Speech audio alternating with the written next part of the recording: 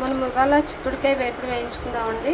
నేను ఏం చేశానంటే చిక్కుడుకాయలు నీట్గా బాగు చేసుకుని ఉంచుకున్నానండి. ఇలాగా చేసుకుని ఉంచుకొని ఒక విజిల్ వచ్చే వరకు కుక్కర్లో పెట్టుకున్నానండి.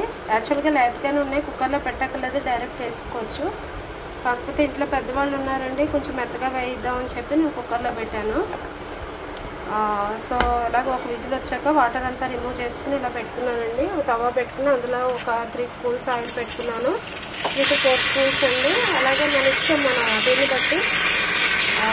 సో ఇప్పుడు ఇందులో అది ఆయిల్ హీట్ ఎక్కాక అందులో చిక్కుడుకాయ ముక్కలు వేసుకున్నాను.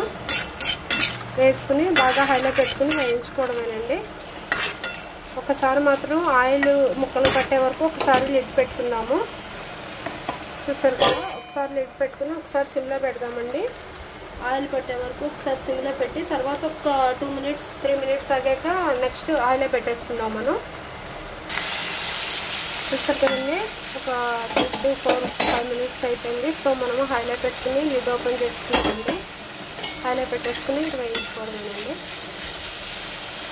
ఒక 5 minutes హైలో పెట్టుకుని వేయించేసుకుందాం. ఇంకా 5 minutes ఇలా వేగిపోయింది అనుకోండి, ఇంకా అయిపోయినట్టేనండి. ఇంకా ఆయిల్ ఏమైనా ఎక్స్ట్రా అనిపిస్తే కనుక ఆయిల్ రిమూవ్ చేసుకుని మనం ఉప్పు కారం వేసుకోవడమే. ఆల్మోస్ట్ రెడీ అయిపోయింది. చూస్తారు కదా. Thank you for watching. Like చేయడం మాత్రం మర్చిపోద్దు, షేర్ చేయడం మాత్రం మర్చిపోద్దండి. ఎమ్మీగా ఉంటుంది, తప్పకుండా ట్రై చేయండి. Thank you.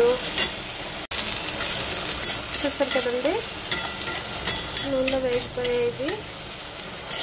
యాక్చువల్గా మనం ఏం చేస్తాం, చిక్కుడుకాయలని బాగు చేసుకున్నామండి. చెక్క ముక్కల కింద ఇచ్చేసుకున్నాము, ఉంచుకున్నాము. వాటిని ఒక విజిల్ వచ్చే వరకు నేను కుక్కర్లో పెట్టుకున్నానండి. యాక్చువల్లీ డైరెక్ట్గా కూడా నూనెలో వేసుకోవచ్చు, కాకపోతే పెద్దవాళ్ళు ఉన్నారు, కొంచెం మెత్తగా కావాలని. చూస్తారు కదా, మెత్తగా వేగింది. అందుకని ఒక విజిల్ వచ్చే వరకు కుక్కర్లో పెట్టానండి. వాటర్ అంతా రిమూవ్ చేశాను. ఒక 2 స్పూన్స్ ఆయిల్ పెట్టాను. అందులో చిక్కుడుకాయ ముక్కలు వేసాను. వేసి ఇదిగో వేగాక కొంచెం మనము సాల్ట్ యాడ్ చేసుకున్నామండి. అలాగే కొంచెం కారం కూడాను. చూసారు కదండి, కారం కూడా యాడ్ చేసుకున్నాను. ఒకసారి కలిపేసుకుని మనం తీసుకుని సర్వ్ చేసుకోవడానండి. సింపుల్గా చిక్కుడుకాయ వేపుడు రెడీ అయిపోయింది. మనం చాలా రకాలుగా చేసుకోవచ్చండి. మనం పోపు వేపుడు వేయించుకోవచ్చు, పులుసు కూరలా చేసుకోవచ్చు, చిక్కుడుకాయ వంకాయ కలిపి అదొక రకం కర్రీ చేసుకోవచ్చు, టమాటా చిక్కుడుకాయ వంకాయ కలిపి చేసుకోవచ్చు, పొటాటో చిక్కుడుకాయ వంకాయ టమాటాలు అన్నీ కలిపి చేసుకోవచ్చు, ఆనియన్ తోటి కలిపి చేసుకోవచ్చు. నెక్స్ట్ టైం తప్పకుండా ఆ వెరైటీస్ కూడా పెడతాము, తప్పకుండా ట్రై చేయండి. ఇది సింపుల్గా చక్కగా. చూసారు కదా, ఎమ్మీగా చిక్కుడుకాయ fry ready. Thank you for watching. Like చేయడం మాత్రం మర్చిపోద్దండి. Thank you.